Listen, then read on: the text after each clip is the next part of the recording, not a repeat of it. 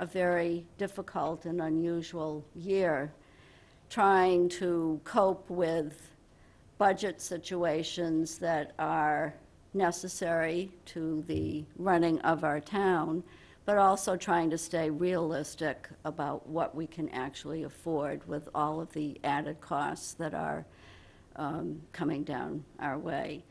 So I am going to start with our town administrator, and he is going to tell us exactly where he thinks we are and the reasons why. Good morning, Pam. Thanks for having all of us here today, and thanks for the opportunity to discuss our finances. We're just about a month away from town meeting, and I've told my staff, and I know the group assembled here knows that the finances that we deal with are a daily function, and it's something that we focus on for the entire year, culminating in town meeting, and this town meeting will be no different, even though it will be a different feeling town meeting. So where we're at financially generally is fairly good. We still retain our AAA bond rating, which is a positive statement. And that's despite the headwinds that we've experienced with the pandemic and some previous revenue shortfalls that we were dealing with in past fiscal years. So generally speaking, where we're at is we remain a $70 million municipal corporation in total. And I say that from the standpoint of a comprehensive budget. And so the majority of that would be $40 million, give or take, for the operating budget, and that funds the operations of the town generally. We then have about $27 million for the Monomoy Regional School District, and the remainder is Cape Cod Tech and some standard fixed costs that we can get into in greater detail. So I think for the taxpayers, the voters, the residents of the town of Harwich, we're doing as well as can be expected in these times. And I think part of that is first because of the efforts of everybody you have assembled here today. And those of us that are here just represent a small fraction of the people that work on our finances, be it for the town, the school districts, and throughout the town of Harwich. And we've been focused on our expenses and our costs, certainly as it relates to the pandemic. We have been buoyed, as most organizations and operations have lately, by federal resources, with the hope of more money on the way. But we're mindful that those resources are short-term and meant to be one-time. And so we're not going to be relying upon those operationally going forward, but more to help us as we continue through the pandemic. This town meeting in particular, the voters will be presented with 2 debt exclusions at town meeting and also the town election.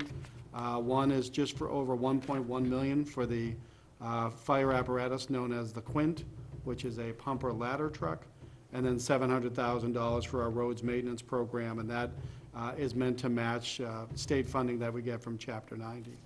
So we're continuing on, we're persevering. This is a budget that has come in accordance with the Selectmen's directive of, for the most part, level funded. And so level funded means that we haven't seen significant increases in the operating budget, but we also had to offset for any of the fixed costs such as benefits and county and state assessments.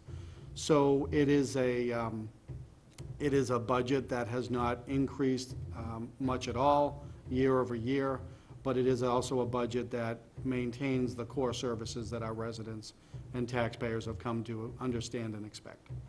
Good, thank you. I'm going to jump to Carol because Carol is our finance director, and get Carol's take on things, if we may, please. Sure. Thank you for inviting me to this important meeting. The town of Harwich in FY20, as all other communities and certainly businesses in our area, we're struggled, and the Board of Selectmen initiated a budget freeze, which allowed the town to come away from FY20 in a positive manner. Our revenues were strained, and so that budget freeze on expenditures was essential. In FY21, we've seen revenues rebound. which is certainly a positive note.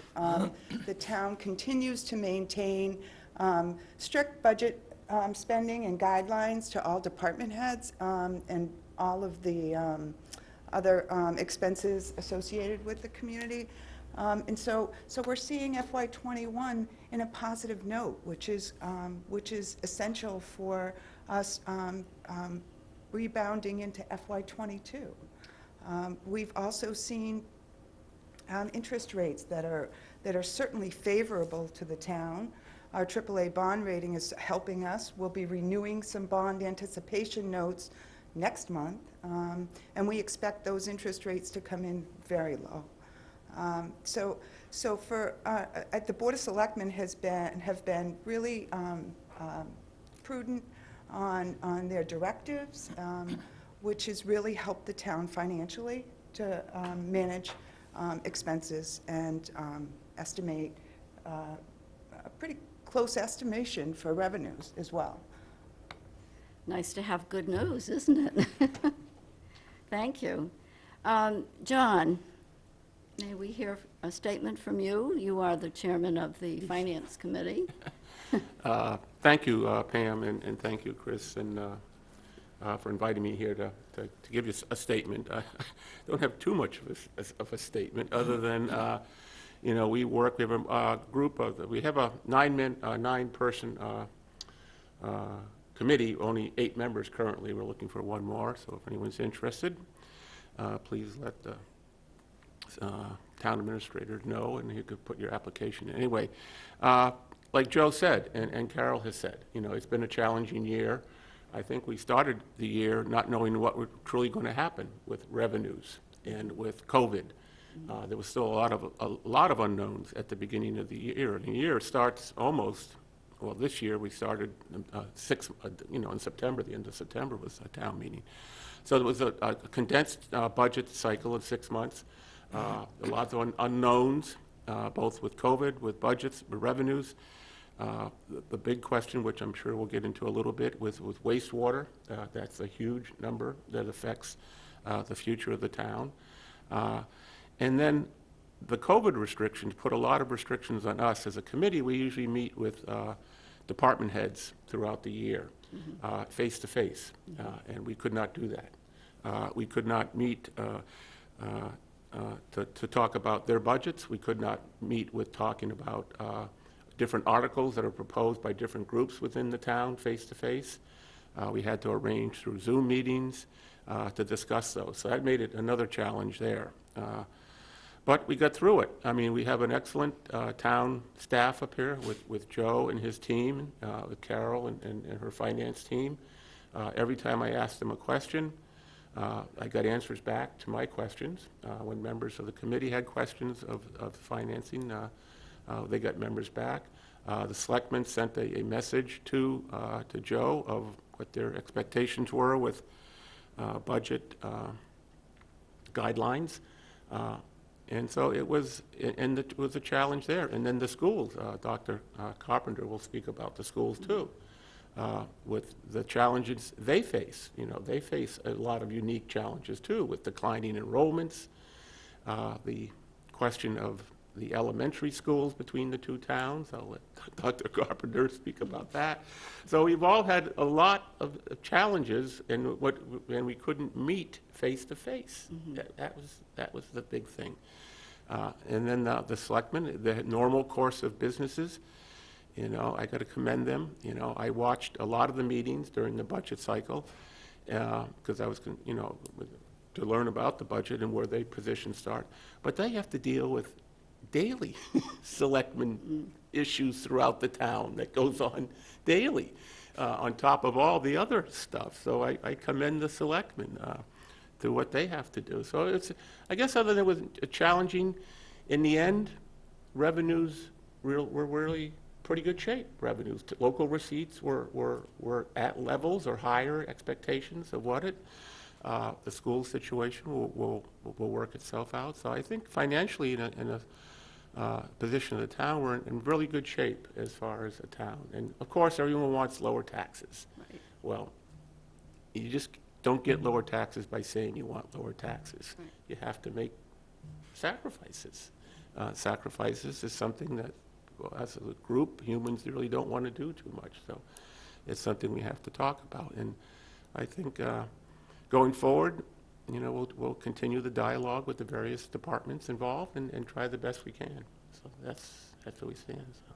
Thank you. Good, positive news. Thank you. Yeah. Yeah. Now, Larry, you are the ones on the Board of Selectmen who actually give the other departments their message, this is what we want you to hold to message. How did you make out this Thank you, year? Pam. Let me start first, but just by making a comment. We're a town that lives by our volunteer committees. They do all our day-to-day workforce. I know conservation last night probably went till midnight. And the ultimate volunteer was Peg Rose. We lost her on Friday, and we're going to probably acknowledge her every chance we get throughout the future. But a tremendous loss. It just was the ultimate volunteer. In saying that, and moving on, I'm actually going to ask 3 questions in the email you sent. And in the past, I haven't read the email entirely and didn't answer the questions. So let me start first. The first question was our budget message, and I echo what the others have said. From our perspective, being the board, we had asked the town to hold budget increases to at most 2%. We're pushing for 1%. I think they came in at 0.6% overall. As Joe has mentioned, we asked for a level-funded budget.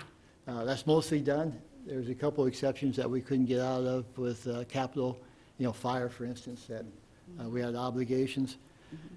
We asked to, as John referred to this, I think, we asked to carefully restrict and limit capital expenses, because sometimes those look attractive, but they obviously drive our operating expense, and we need to watch that, knowing full well that delaying some needed capital expenses might cost us more in the future. But we have to worry about what today is. We also, as Carol mentioned, limited operating expenses and initially put a freeze on hiring, at least short-term on that. We've also asked Joe and Carol to work on, which they are, a 3 to 5 year operating plan. And we keep coming back to that because through the past years, if you look at our percent increase year to year, and the projections at least a year ago were even increasing, I think as a board as a whole, we feel that's unsustainable.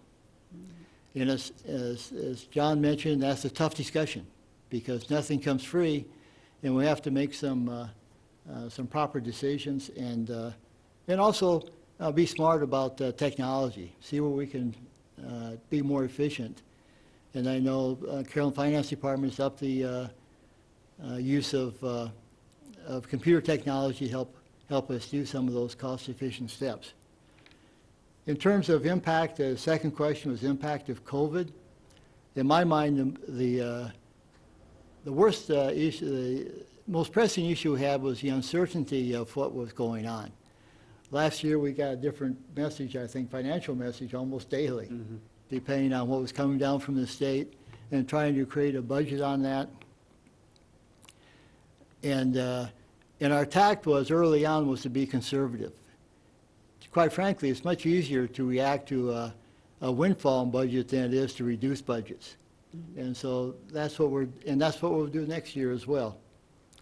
We worked hard to support local businesses. We, in terms of outdoor seating, for instance, on restaurants, to make some of the regulatory issues and licenses and so on work. The town administration, department heads, and staff, we relied on them, and they did an incredible job. If you, we were able to open up almost immediately the landfill, the golf courses, the golf course, the beaches. Our regulatory committees, especially, were able to function remotely. And what a tough job that is. People forgetting to mute themselves, unmute themselves, try to look at plans remotely, and the patience of the committees and the staff to work that through with the people is just incredible. They worked really hard. We always concerned ourselves with safety, which took precedent. This is the first time we've been in this room for some months now. Right. And the other impact it had last spring was, or last September rather, was to limit our warrant articles and the move outside. So we had and that becomes an issue, and we're doing that again this spring, as Joe mentioned. That becomes an issue because we've put off needed discussions. We had discussions on revised bylaws for Conservation Commission, which will have to come back. They've worked very hard and long on clarifying some issues and probably taking some steps that would provide some discussion. We had a zoning article coming forward. These limitations, well, we've left some work in force, but it had to be done during the COVID process. The challenges, as several have mentioned, the future's looking better, but we still don't know what it is. I wish I did. I'd make money on the stock market, right? But, you know, the economy looks better, but all of a sudden we have another variety of COVID they're talking about. So our approach, again, will be, that's our first challenge, is the economic uncertainty. And what that will drive us as a board is to continue to be conservative in our budget, and hopefully things will open up and we can take more positive things going forward, but it's more protective. We started a housing trust that we're very anxious to move ahead on. We have funding for that.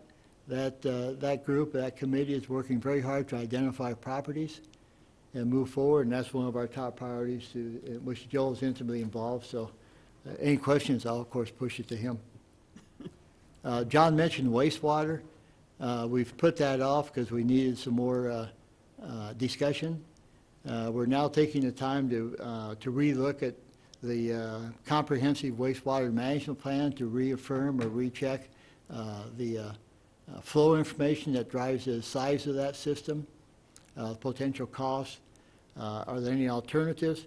But we do need to complete phase 2, which is the Pleasant Bay East Harwich area.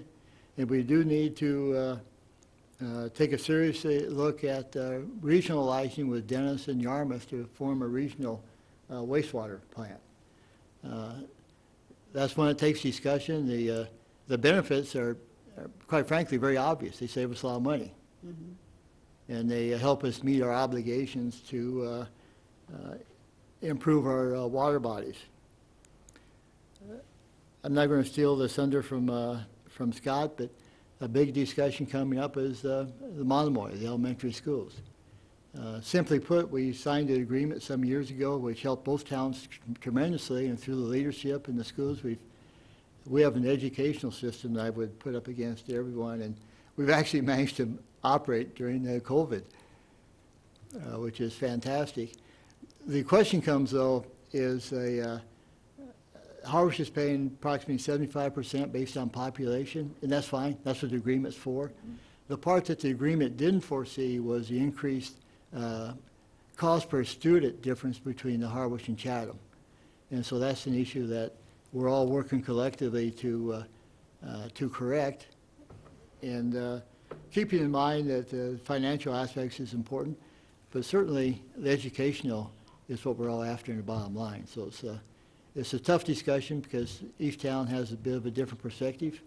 And I'll end that part with just my great applause to Dr. Carpenter for bringing this issue forward before it continues to grow.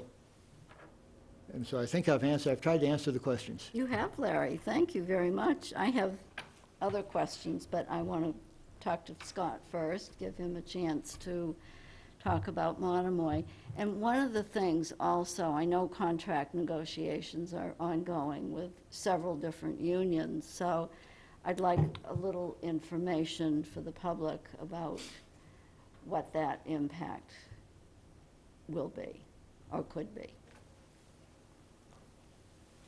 So just to just answer the contract negotiation question first, we are in the process of negotiating with our Unit A, our teachers and professional staff, and also our support staff, our Unit B. That's ongoing. You know, we are, I think, taking at least you know, we want to be mindful of what the fiscal state of, you know, of our towns are as we're going through that, but also very thoughtfully look at what we want to, you know, change in the contract as we emerge from this pandemic, because this too shall end, just not soon enough for I think any of us. But I want to make sure that we don't get mired in the crisis management of COVID and lose sight of the future and ever improvement of our schools. In terms of just things that I think the towns can be proud of, is that the fiscal support that we received from the towns positioned Monomoy, I would say, to lead the way through this pandemic.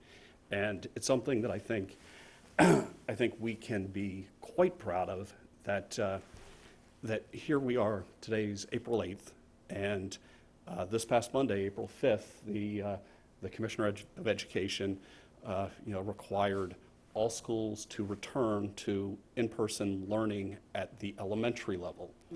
And you have to understand that there are kids who have gone 13 months. The majority of kids in our state have gone 13 months without seeing a teacher's face, and that hasn't been Monomoy. So last March, when when schools were closed by governor's edict, because of the onset of COVID, we closed we actually used snow days. We closed for a brief period of time to sort of organize, plan, do some professional development. And while most schools were at best posting information online for students and families to access some lessons, we came out with a mantra from my team that we have 1,900 kids in our school system, and we will meet with them face-to-face every day through this. And so we came out, just from the start, at a time when other school districts in the state weren't even connecting face-to-face. And we did that, but we did that because of the fiscal support for our towns. We had already purchased Chromebook computers. We had the ability to provide every child a Chromebook computer at home to actually have that face-to-face happen. So it was planning that and support that we had that positioned our district to go and show other districts that you can do this, you can use the technology this way. The other thing that was going on as we were closing out the last school year is it was clear that there were a lot of families financially impacted, and there was a big push on our part to make sure that we were feeding children with families that had need. And we were open. Our cafeterias were cranking out food, and we had curbside pickup. That has continued and continues to this day. As we went into the current school year, again, support from our towns positioned Monomoy to lead the way. I don't think there's another superintendent out there that could look at everybody in the eye and say, going into the beginning of September, that their HVAC system was ready for school. But every single motor on every single piece of HVAC equipment in the district, we had up and running and ready to go. Every window that was built to open functioned.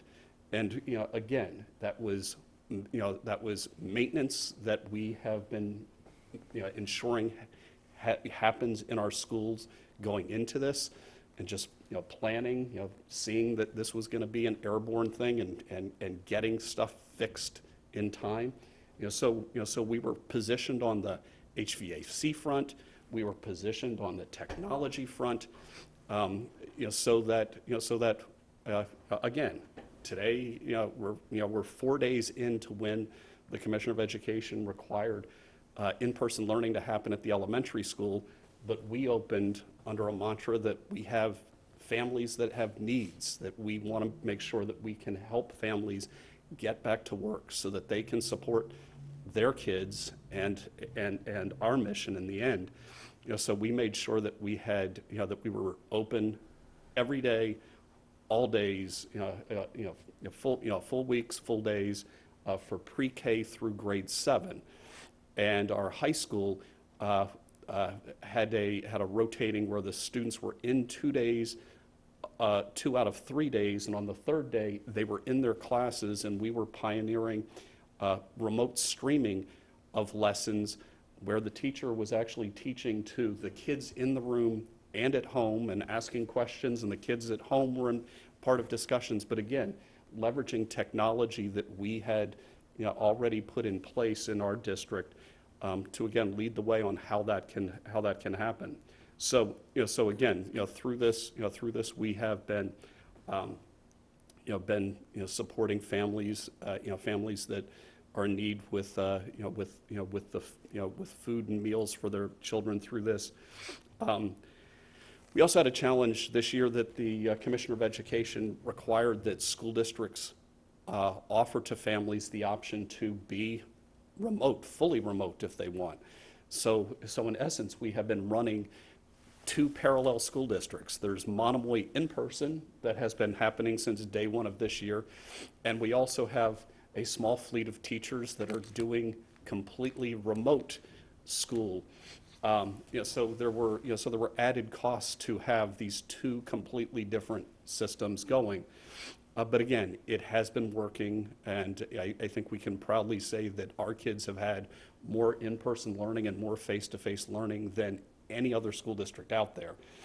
And I think that that's going to help us in the long haul, that I think we're going to see a lot less loss of learning time. We have been moving a curriculum forward, but we also know that there are going to be some children who are going to need added supports on the other side of this. So there are things that that we know we're going to have to support and make up on the other side of this. So we really don't know what the true long-term effects of COVID are.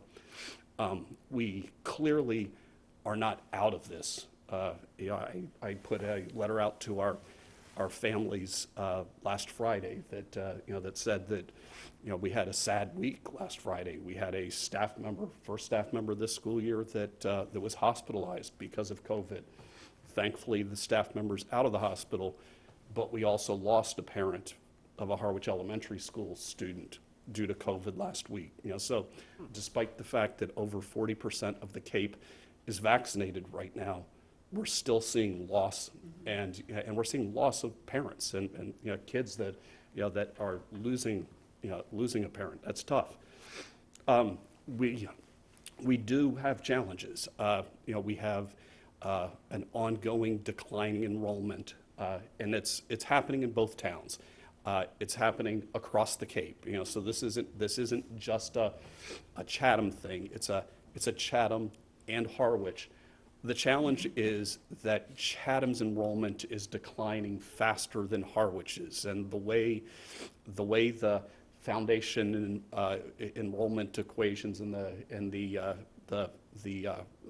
assessment equations for our regional agreement, it looks at what's the percent of students that are Harwich resident students, what's the percent of Chatham resident students. So if one town's losing enrollment faster than the other one, that percentage keeps gradually shifting towards Harwich. So it creates a situation where our costs Even if we have a budget that's practically a 0% increase, it shifts costs towards Harwich. So Harwich's impact ends up being skewing slightly positive, and Chatham's by default starts skewing slightly negative. And that's what we see in this budget. So it is a budget that is a 0.73% increase, less than a percentage point increase in a budget, but it has a 2%, to be precise, a 2.02% increase in the assessment for Harwich, while Chatham's goes slightly negative, and it's a slight decrease for Chatham in terms of the assessment. Behind that budget, there's a small amount of staff reduction, but again, it's a staff reduction that is proportionate to a small decline in enrollment. But what we're proud to say is that that budget maintains all programs and all services that existed prior to COVID are going to be there. We built this budget with the express belief that we are going to be out of this heading into September, that we will be back in buildings together, and very much look forward to us emerging from COVID and moving the system forward. So, so I'll stop there, and happy we can talk more about the elementary programs if you'd like to. Thank you, Scott. I find it very interesting, the piece about the maintenance. For years and years, that was the biggest nut that Harwich had to deal with, because it was so easy, if budgets were tight, to just say, well, we won't fix this on this particular year.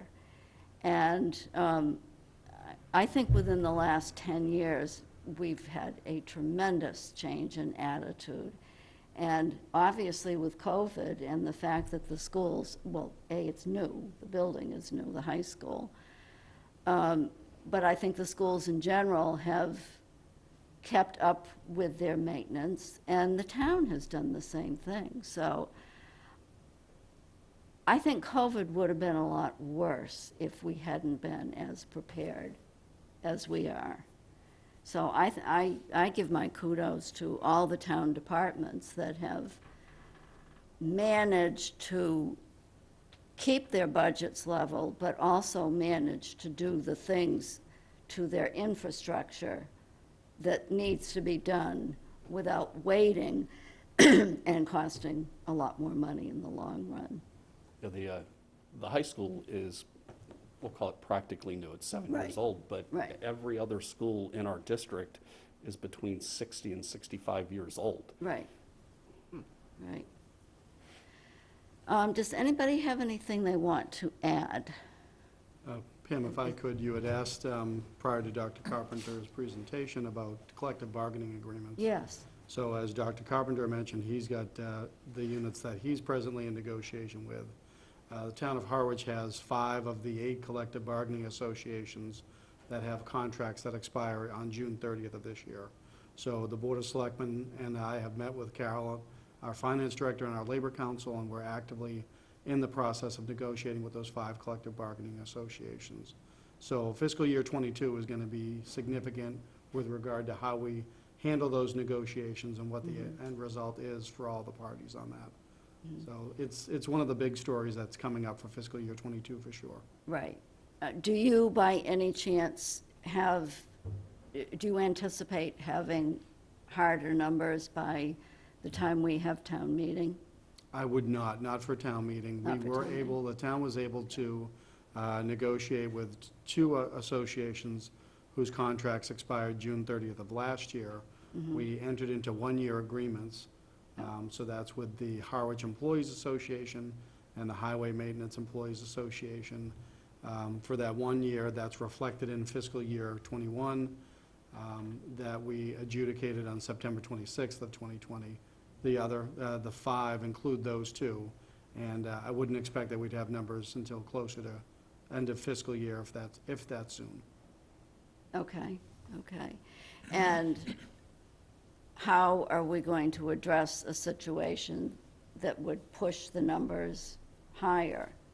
Would there have to be another special town meeting to, So if the parties agree to cost of living adjustments, it may necessitate a special town meeting to do that, but far too early for me to speculate on that. okay. I know I can't put anybody's feet to the fire when it comes to negotiations. It's a relevant question. But Harwich has always been very generous with salary increases, but in a sensible manner. When times get tough, I have noticed that the different town departments have been very willing to negotiate, not to their benefit. They've given up things in order to keep the town running and to keep from massive layoffs. Now, things could very much change, but the general atmosphere has always been of flexibility, and I'm hoping we're able to maintain that. Pam, if I may, let me just comment on that as well, is that we talked about the hiring freeze, Carol talked about, but from a board's perspective, our priority was to prevent, at almost all costs, layoffs. We've asked staff, personnel to limit their increases, we're very much, but our priority has been to keep the staff around. Right. Not only because that's the right thing to do, as you said, COVID's not going to last forever. We need these people. Right. Right. And it's not good for morale either. When you start laying off, that really has a ripple effect. We've covered a lot of issues. I would like to hear from each one of you what you consider to be your biggest issue for your departments for this year. John, you want to start from the FinCom's point of view? Thank you, Pam. And I think I probably have the luckiest position of dealing with budgets. I don't set the budgets. I don't make the budgets. I don't drive the revenues. I just deal with the information that's presented to me by Joe, by Carol, by the schools, and then look at those numbers, talk with the members, and come up with intelligent recommendations and suggestions, and then we vote on those budgets. So it's hard for me to say the biggest challenges facing. I think probably the biggest challenge facing is the wastewater change. I mean, if you look at wastewater as pure numbers, it's a staggering number, and we don't have a good handle on, and Larry can speak to it more precisely, what that staggering number is. I've heard all sorts of things, but the last time I heard it was close to almost $250, $300 million, of total build-out over a course of 30 or 40 years. So that's a huge number, a huge challenge. And then, and to the selectmen's credit, they've opened up a more town-wide dialogue now of getting citizens' input, and citizens are reacting too, which is, I mean, we've always asked for input from the citizenship of town, but sometimes it's slow in coming, the input. I've heard a lot of input on the wastewater, and so the selectmen are listening to that, and they've delayed the DY partnership agreement to get more input, whether or not we should go down that course or build our own treatment center. So that's probably, in my mind, the number one biggest issue is financially facing the town is the sewer issue there. Yeah, huge numbers. And then second one is the elementary school thing that will work itself out. On the surface, it looks like it's we're in an agreement with the town of Chatham. We have to change that agreement, or Chatham has to change their way of thinking on that. So that's something I can't control. That's something that the schools will have to do. And to Dr. Carpenter's credit of bringing it up and surfacing the issue. It's always hard to bring up inconvenient or issues early. But he did bring it up. The dialogue was started. It was strong at first, But people saw that, in the end, we've got to get a budget passed and affecting the children. I hope the dialogue continues on the school things. So, and then the operating budget. Joe and the selectmen are doing the best they can with keeping costs down. Those costs are directly associated with services that is delivered to the town. The town wants the broad breadth of services. So if we cut back on services, we can bring the operating costs down. But again, that's something that the town has to want input. We've got beautiful golf course, marina that's probably the best on the Cape, baseball fields, soccer fields, pickleball courts. Pickleball seems to be a funny word to some people, but I'm a huge supporter. I play a lot, and it's probably the #1 rec program is the pickleball group. Beautiful courts there. So we've got great programs in town. So I've got a group of men and women on our board that's what we look at, and then the warrant articles that come into play too. The CPC articles, even though people think it's some type of found money, it's not found money. It's part of the tax rate. I mean, it's part of 3% on your property tax bill. It's like that old adage too of free cash. It's not free cash. We all know that. But those articles support tremendous programs in town, and we've got a couple articles this year that have sparked some conversation on my board and townspeople. So we'll see how it's ultimately up to the townspeople out there. I'll look, directly at the camera. You've got to get involved. You've got to first of all, come to town meeting. You folks set the budget at the town. It's not me. It's not Joe. It's not Carol. It's not Dr. Carpenter or Larry. It's you folks out in the audience that set the budgets. Mm-hmm. If you do not like what you hear or presented, get up to the microphone and voice your opinion, and maybe you can change the direction of the town. But that you have to get involved. We're a volunteer board. We try the best we can. We've got good support in administration. So those are probably the biggest ones, is the wastewater and the school budgets. Operating costs, they're doing a great job of managing that, and that's tied directly to services. So if you want to affect operating costs, you have to look at the services delivered. And so that's my message. Thank you. Good, thank you. Carol?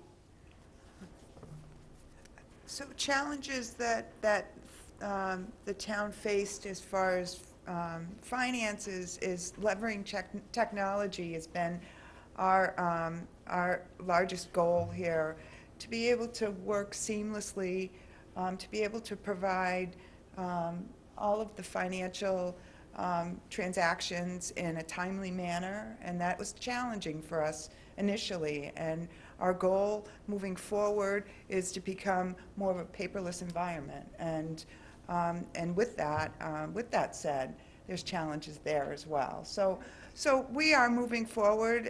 The finance department continuously moves forward in trying to leverage technology so that we aren't relying as much on people, let's say, with manual tasks, rather than allowing software improvements to assist us with providing financial information to committees, departments, to making vendor payments and things of that nature in a more seamless way. So those are the challenges that we were faced with. Good, thank you. Scott?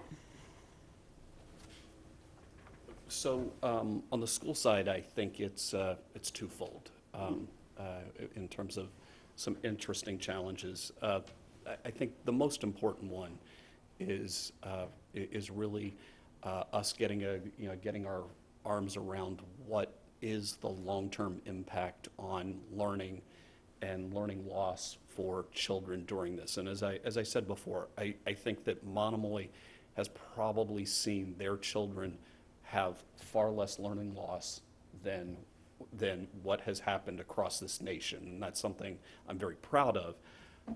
But I also know that, that the experiences children have had and some of the, I think, the social emotional baggage that they may be struggling with over the course of this and sort of getting back to a new normal is going to be pretty profound.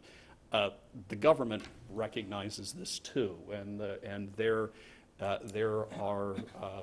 there's monies that will be coming towards the schools. They're called Esr Funds, ESSER, which stands for Elementary and Secondary School Emergency Relief Funding.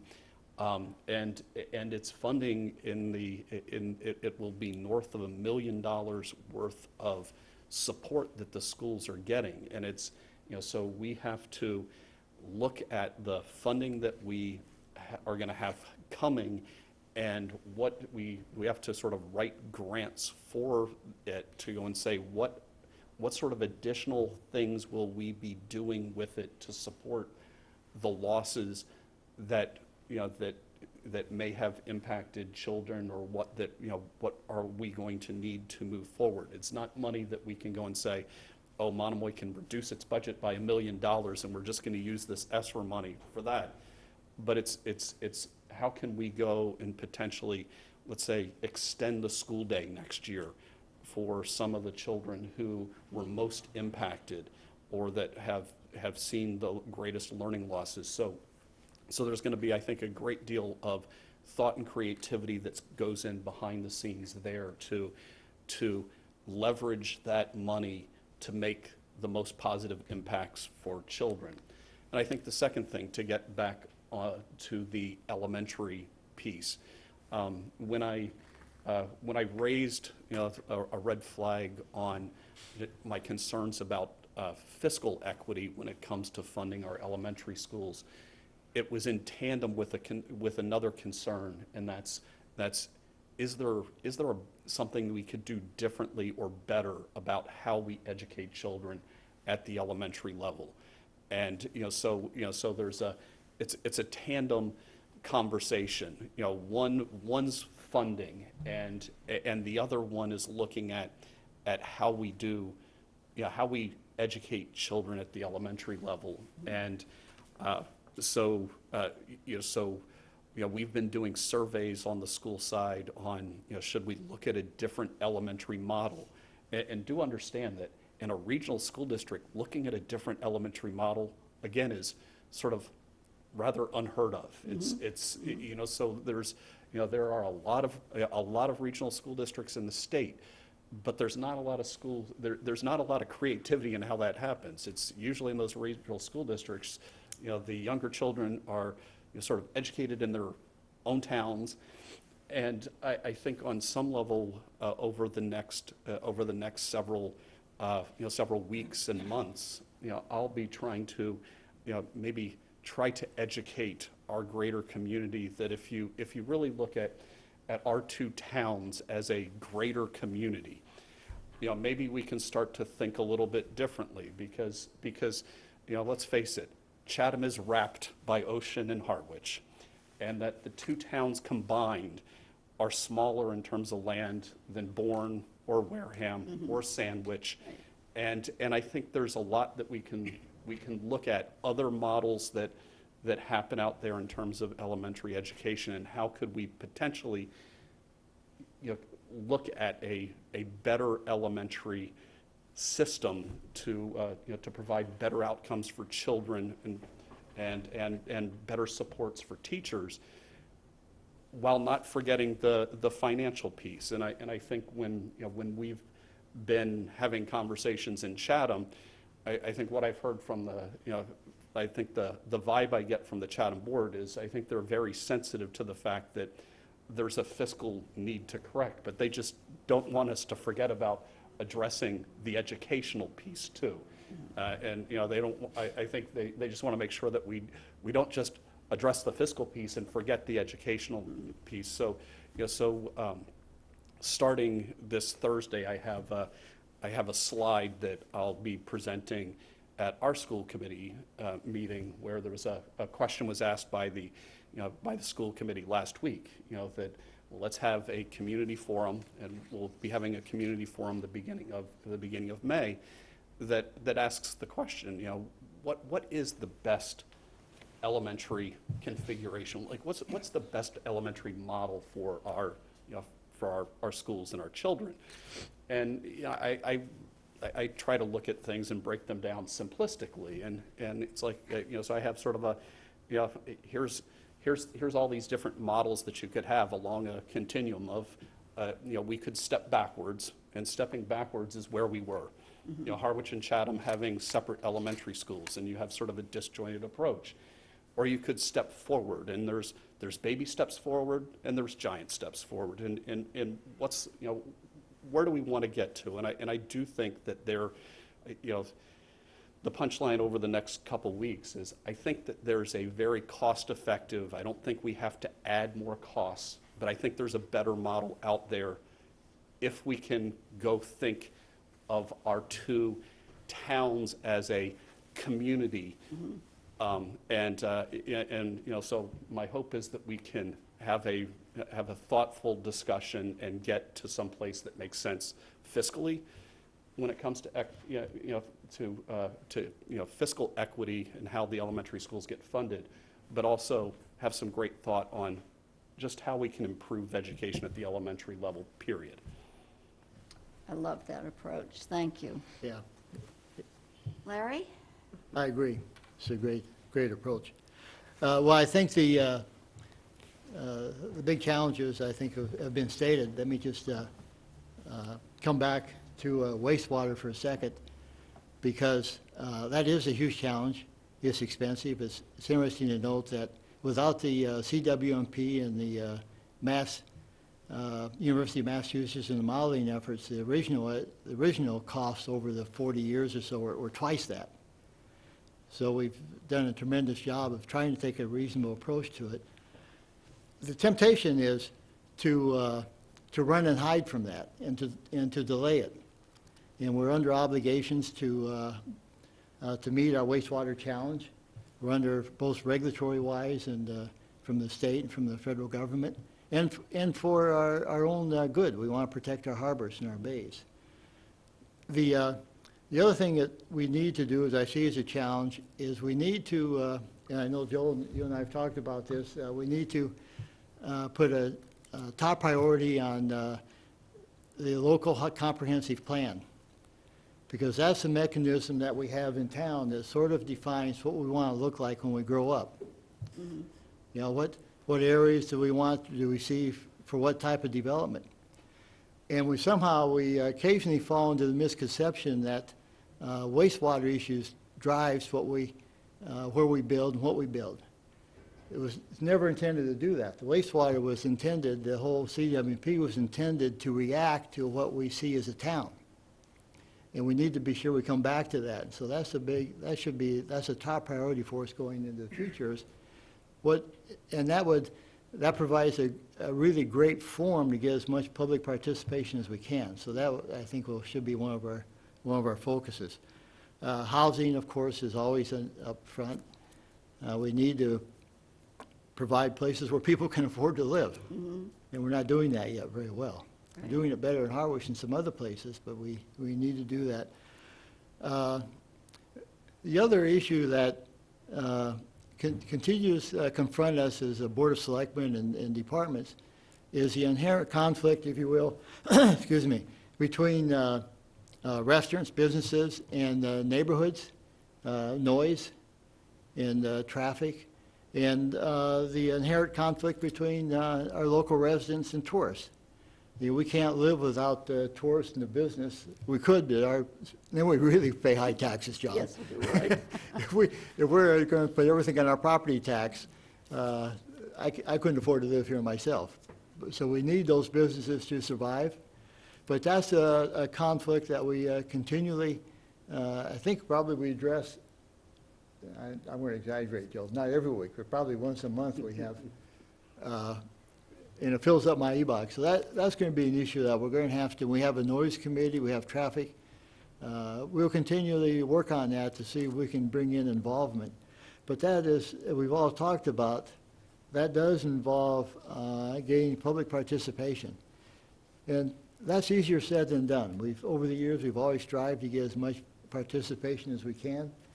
And quite frankly, I think, John, you mentioned this, people oftentimes don't pay attention until they get to town meeting, if they attend town meeting. Right. And I don't think any of us have found the magic bullet to get someone to really, or get people to participate in the way we would like them to.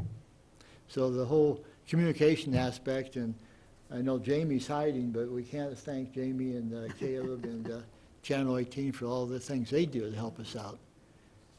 But that's going to be an important factor that we keep moving ahead on. Thank you, Larry. Joe, So the for me, final word. if I recall the question specifically, is what challenges, plural? And so my answer would be either everything or all of them. Okay. And I don't say that to be glib or facetious, but truly, the town charter compels me as town administrator to develop the comprehensive budget and a comprehensive budget message. And so everything that my colleagues have talked about today is everything that I have to focus on. And for me, the common thread of all of them, that the issues that they spoke of, is quality of life. And that is quality of life for our residents, our taxpayers, the students that we have, the employees that we hire, for everybody that comes into contact with the town of Harwich. And we impact upon quality of life by that comprehensive budget. Because simply stated, a budget is meant to be our statement of priorities. So what are those things that are most important? And if those are most important, they should be reflected in that comprehensive budget. So for me, the challenge remains getting the fiscal year 2022 budget through town meeting, which I will put in a plug, is Saturday, May 8th at 10 a.m. outdoors at the Monomoy football field, much as we did last fall. Of course, it's going to be a beautiful spring day on Cape Cod, and the weather will be exactly what the voters need to get into the issues of the day. He lucked out once, so now we That's right, exactly. Right. But that is the challenge, is to first get that budget through town meeting successfully, and then immediately begin on the next year's budget. Because that budget is our statement of priorities that gets to the quality of life, which is how we address all those issues. And it's as simple as that, but not As easy. simple and as difficult as that. Absolutely. Yes, yes. Thank you, everybody. I think this has been a good discussion. Just a few comments from my perspective.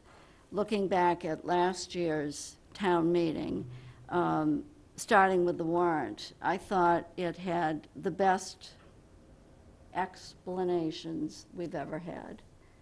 They were longer than they used to be. They were very thorough and very helpful. And I hope that this year's warrant looks similar to that, because a lot of people don't pick up the warrant beforehand, but if you can, they're all over town. They're at Town Hall, they're at the library. I don't know if the chamber has any, but, I mean, they are readily available when they're out in print. And it's worth reading before you come to town meeting. It allows you the time to focus on an article that you are particularly interested in, and then you're able to get up and speak and ask intelligent questions. That's really very important, because there's nothing more frustrating than to get there and not understand what's going on and then not to participate. Town meeting is the oldest form of government, and I am just very proud that we are still able to hang on to that and not go to a representative form. Thank you again for everybody's participation. I'm just going to make one comment about COVID. I know it's been a horrific thing, but I think there is a silver lining. I think myself, I've learned to Zoom, I've learned to go to meeting, I've learned to do all kinds of things that I didn't want to do, but I find that it's a good thing I am doing them. And it's So it helps. A lot of these situations, the situation with the elementary school enrollment is forcing us to look at education in a different way. And that can only help us grow and become stronger. So I appreciate your efforts, Scott, and applaud the faculty for all of the extra things that they've had to do and to learn themselves. I know our staff is quite technologically advanced compared to other places, but I'm sure there were several people who learned more than they thought they were going to have to do, and that's to everybody's benefit. So thank you again. I'm going to end on a plea, and that is our voter information committee should have 5 people on it, with the loss of Peg, who Peg was a classmate of mine, a very long-time friend. We are now down to 3, and I no longer see very well, so I'm finding it challenging to keep up with a lot of the paperwork. And I would love to see 1 or 2 more people come forward and join this committee. It's not a lot of work, but it's enjoyable. We get to really dig in deep and find out what's going on within our town and hopefully share it with the public. And that's thanks to Jamie and her crew at Channel 18. So again, thank you, everybody. I hope to see you at town meeting on a lovely day. I hate to say in spring, because Cape Cod doesn't have spring. We just sort of go from winter to summer. So please come and join us on May 8th, and hopefully we won't need that rain date of May 15th. Thank you again, and we'll sign off.